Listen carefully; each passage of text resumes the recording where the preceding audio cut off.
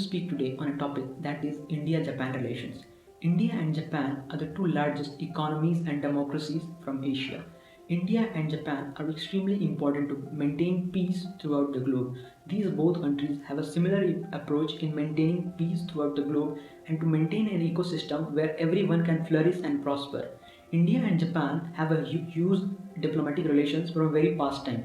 India's and Japan's historical traditions have been always strong due to the spread of Buddhism from India to Japan via China and Korea. Indian and Japanese people have a lot of things in common. Indian and Japanese people have a lot of confluence and congruence on various topics related to politics, economics, and the way of living. Japanese way of living has been somewhat influenced by Indian people and Indian culture. Now, if we talk about the India's independence movement, Japan has a very pivotal role to play in that. Azad Hind Fauj, which was led by Subhash Chandra Bose and Raj Bihari Bose, Japanese people supported him a lot and they wanted to free India from the British Raj. And in 1945, we all know that Japan was shook by a huge nuclear bomb from United States of America and it was devastated. But soon after that, India got independence in 1947. In 1952, both these countries established their first bilateral relations and are maintaining that bilateral relations since then. And after that, the Cold War era started, and India chose to be a non-aligned movement country, and Japan was somewhat inclined toward United States of America. But after 1991, when the USSR got broken, and then after that, India's and Japan's relations have become stronger and stronger, and both these countries have closed very closely.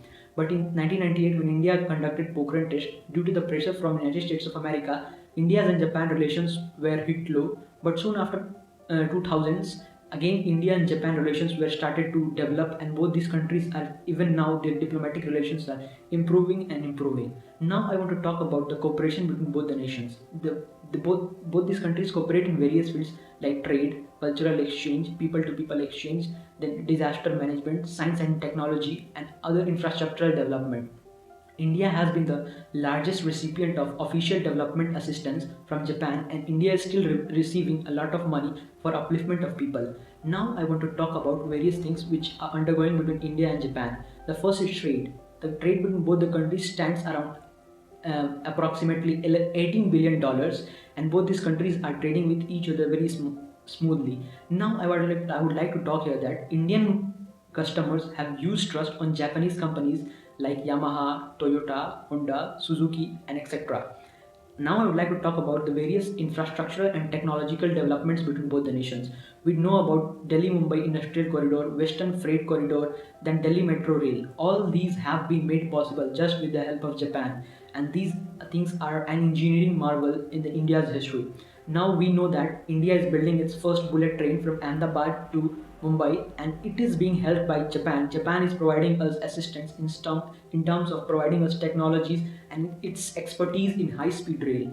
Along with that, we have also signed India-Japan Social Security Agreement, along through which India can achieve various expertise from Japan in terms of skill development of Indian people and learning a lot of technological advancement from Japan. Along with that, India and Japan have a lot of things in defense cooperation. Both these countries are a part of quadrilateral dialogue, and conduct various military exercises between them, like Malabar, which is a multilateral military exercise between India, Japan, Australia, and United States of America. Along with that, India and Japan are also part of JAL, which stands for Japan, America, and India. And both these countries are working very closely to help each other.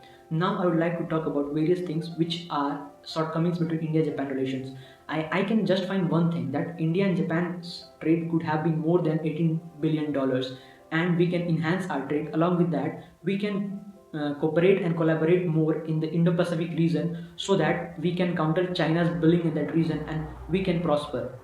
Before binding my speech, I'd just like to add that India and Japan's healthy relationship is extremely pivotal for the upliftment of Indo-Pacific region and the world as whole, because both these countries are rich and want to become member of United Nations Security Councils, and they can maintain peace and stability throughout the world, and they will help to counter the aggressive force of China, and both these countries will help their neighboring and other countries to develop and prosper. That's all. Thank you. Have a nice day. Stay tuned. We are coming with more sessions like this.